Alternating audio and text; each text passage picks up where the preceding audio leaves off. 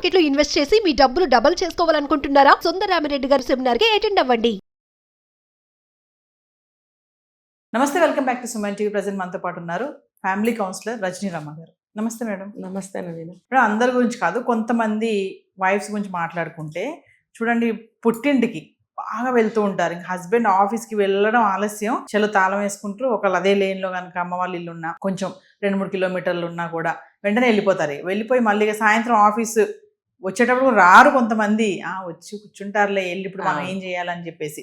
ఇంకా కొంతమంది ఏంటంటే ఫంక్షన్స్, పిల్లల్ని కూడా తీసుకుపోతారు ఫంక్షన్. ఇక ఫంక్షన్ ఏదో ఉంది, సాయంత్రం ఫంక్షన్ అంటే పొద్దుటే వెళ్ళిపోయి ఇంకా అక్కడే ఉండి మరుసటి రోజు రావడము. ఇక్కడ హస్బెండ్ అలోన్గా ఉండడము. తర్వాత మళ్ళీ అలోన్ ఇంటికి వస్తే వైఫ్, భార్య, పిల్లలు ఉండాలనుకుంటారు భర్త ఇంటికి రాగానే. మరి ఇంకెవరున్నారని ఇంటికి రావాలి. కొంతమంది అలా టైం స్పెండ్ చేసే వాళ్ళు కూడా కొంతమంది ఉన్నారు. ఒక్కసారి దీని గురించి అందరి గురించి కాదు, ఇట్లా చేసే వాళ్ళ గురించి మాట్లాడుకుంటాం. అంటే ఈ రకం మనుషులు కూడా ఉన్నారన్నమాట. ఈ రకం బాధితులు కూడా అనిపిస్తాయి మేడం, ఇలా బాధితులే. అదే కరెక్టే, జరుగుతున్నాయి ఇవి కూడా. ఏంటంటే చాలా మంది లోకల్ పెళ్ళిళ్ళు చేసుకోవటం, చాలా దగ్గరలో ఉండటం అనేది చాలా కేసులు చూస్తున్నాం మనం. పక్క వీధిలోనే కూతురు ఇల్లు, ఈ పక్క వీధిలోనే ఇంకొక చుట్టం ఇల్లు, ఇలా ఉన్నప్పుడు కొంతమంది ఏం చేస్తారు తెలుసా, ఆ పక్క గల్లీల్లోనే సెటిల్ అయిపోతారు అందరూ కలవటానికి. చూశాను నేను చాలా చోట్ల, మన ఇక్కడే కాదు వేరే స్టేట్లో కూడా నేను చూస్తున్నా. కర్ణాటక, తమిళనాడు అక్కడ కూడా చుట్టూ చుట్టాలందరూ ఉంటారు. అంటే ఏదో కూరగాయని పట్టుకుని వచ్చేస్తుంటారు అనమాట. అలా ఉంటాయి రిలేషన్స్. ఓకే, అందరూ కలవటం అనేది మంచిదే, కానీ ఇట్లా పిల్లల్ని మాన్పించి చిన్న ఫంక్షన్స్, ఇప్పుడు తమిళనాడులో తీసుకున్నామంటే తాళిబొట్టు పౌర్ణానికి ఎట్లా మార్చుకుంటారు వాళ్ళు, పసుపు తాడే వేసుకుంటారు, గోల్డ్ చైన్ వేసుకోరు. బట్ వేసుకుంటే కూడా బయటకు వచ్చినప్పుడు పసుపు తాడుతోనే దాని మీదనే గోల్డ్ చైన్ ఉత్తిది వేసుకుంటారు. అసలు తాళి అనేది పసుపు తాడికే ఉంటుంది. సో అది పాడైపోతుంది కాబట్టి పౌర్ణానికి మార్చుకుంటారు వాళ్ళు. ఏ పౌర్ణానికైనా, నెలకని కాదు, ఇన్ని నెలలైంది అంటే మార్చుకోవాలంటే పౌర్ణానికే. దాన్ని కూడా ఒక చిన్న ఫంక్షన్ చేస్తారు తెలుసా. మగాళ్ళతో సంబంధం ఏమి ఉండదు. ఉంటే భర్త ఉంటాడు, ఆ ఇంటి పెద్ద మామగారు ఉంటాడు, ఆ తండ్రి. కానీ వీళ్ళు ఏం చేస్తారు, చుట్టుపక్కల చుట్టాలే కదా, చుట్టాలు ఆడవాళ్ళందరినీ పిలిచేస్తారు. పిలిచేసినప్పుడు వాళ్ళు పొలం వంట పొద్దున్నే వస్తారు. వచ్చినప్పుడు సందడి, ఇంకా వాళ్ళు వంటలు చేసుకోవడము. ఆ అమ్మాయికి అవన్నీ ఎవరెవరైతే ఆడవాళ్ళు మార్చుకోవాలనుకున్నారో ఆడవాళ్ళందరూ చేరతారు. చేరి అవన్నీ తాళిబొట్లన్నీ మార్చుకుంటారు, భోజనాలు చేసుకుంటారు, పసుపు బొట్లు ఇచ్చుకుంటారు, సాయంత్రానికి వెళ్తారు. అంటే కాదేది అనర్హం, ఏ కారణము కూడా అనర్హం కాదనమాట కలవడానికి. సో ఈ బహానాలన్నీ పెట్టుకొని వెళ్తూ ఉంటారు.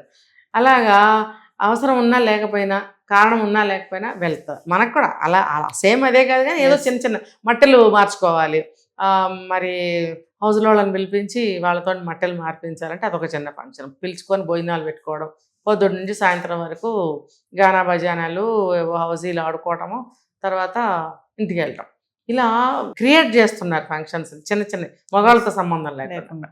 వాళ్ళ పాపం పొద్దున్న పార్టీలు, కిట్టి పార్టీలు, తర్వాత ఈ చిన్న ఫంక్షన్స్, ఇలా ఓన్లీ ఆడవాళ్ళకి సంబంధించినదే.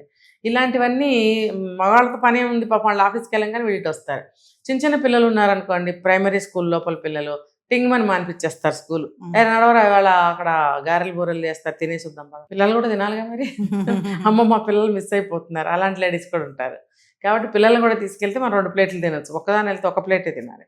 అలా ఉన్నారండి అలాంటి వాళ్ళు. ఇప్పుడు ఫంక్షన్స్లో చూడట్లే, గింత పిల్లగాడు ఉంటాడు 2 ఏళ్ళు 3 ఏళ్ళు, వాడికి కూడా ఒక ప్లేట్ ఇచ్చి వాడి చేయి తను పట్టుకుంటుంది.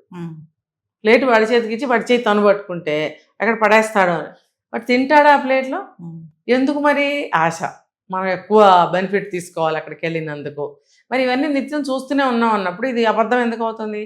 కాబట్టి స్కూల్ మానిపించి మరి పిల్లల్ని తీసుకెళ్తే, సదరు మగుడు గారు పాపం ఏం చేస్తాడు, ఆఫీస్ నుంచి వచ్చేటప్పటికి ఇంట్లో ఉండరు. అంటే ఇంట్లో ఉండి ఏం చేయాలి, నీ నీళ్ళు నువ్వు ముంచుకొని తాగచ్చు కదా అని మాట్లాడితే అట్లా కాదు. ఇంటి బయట అంతా చిరాగ్గా ఉంటుంది వాతావరణం. ఆఫీసులో కానీ విసిగిపోయి ఉంటారు, పొద్దున్న సాయంత్రం వరకు బ్రెయిన్ అనేది వేడెక్కి ఉంటుంది. ఇంటికి వచ్చినప్పుడు కూల్గా ప్రశాంతంగా పిల్లల జల్లు భార్య అందరూ కనిపిస్తే సందడిగా మైండ్ చేంజ్గా ఉండి రిలాక్స్ అవుతుంది. అది ఆ రిలాక్సేషన్ కనపడకుండా తన తాళం తనే తీసుకుని లోపలికి వెళ్ళి చీకటి గదుల్లాగా ఉంటాయి, లైట్ లేకుండా, తలుపులు తీయకుండా అలా కూర్చుంటే వాళ్ళకి బూజు పట్టినట్టుగా అయిపోతుంది బ్రెయిన్. ఇంకా దాంతో చిరాకు వస్తుంది, దాంతో గొడవలు వస్తాయి. అప్పుడు వస్తారనమాట వాళ్ళు.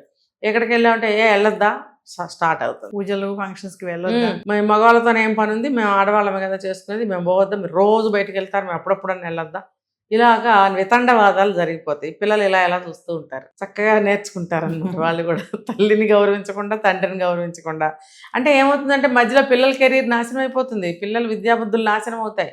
పిల్లలు అనవసరంగా బ్యాడ్ విషయాలన్నీ నేర్చుకుంటారు. ఎస్. తల్లి ఎలా అబద్ధాలు చెప్తుంది, తల్లి ఎలా రివర్స్ అవుతుంది తండ్రి మీద, తండ్రి అన్న మాటలో న్యాయం ఉందా లేదా, ఇవి ఆలోచించరు. కానీ ఎలా తప్పించుకుంటుంది, ఎలా అబద్ధాలు ఆడుతుంది, చెడుకి తొందరగా అట్రాక్ట్ అవుతారు పిల్లలు. కాబట్టి చెడుని తీసేసుకుంటారు వాళ్ళకి విచక్షణ తెలియదు కాబట్టి పిల్లలు ముందు అలా ప్రవర్తించడం తప్పు. పిల్లల్ని తీసుకెళ్లకుండా వెళ్ళండి. మీరు ఫంక్షన్ టైం చూసుకుని 2 hours 3 hours స్పెండ్ చేసి మీరు మళ్ళీ మీ ఇంటికి వచ్చేయండి. అంటే వాళ్ళని స్కూల్కి పంపిస్తే మళ్ళీ వాళ్ళు వచ్చే టైంకి పరిగెత్తుకుంటూ రావాలని వాళ్ళని కూడా పట్టుకెళ్తున్నారు. వచ్చే టైంకి ఇంట్లో ఉండాలి కదా. ఉండాలి. అయితే మాత్రమే ఉంది, 3:30కి 4 గంటల లోపల వస్తారు పిల్లలు. ఈ లోపల రాలేరా చెప్పండి. రావచ్చు. అంటే మీరు అన్నట్టు ఆ చిన్న టెన్షన్ కూడా వాళ్ళకి లేకుండా తీసుకుపోతే అయిపోయాయి. అందుకని అలా చేస్తున్నారు పిల్లలు. నిజంగా చెప్తున్నానండి, వాళ్ళు అనవసరమైన విషయాలు నేర్చుకుంటారు.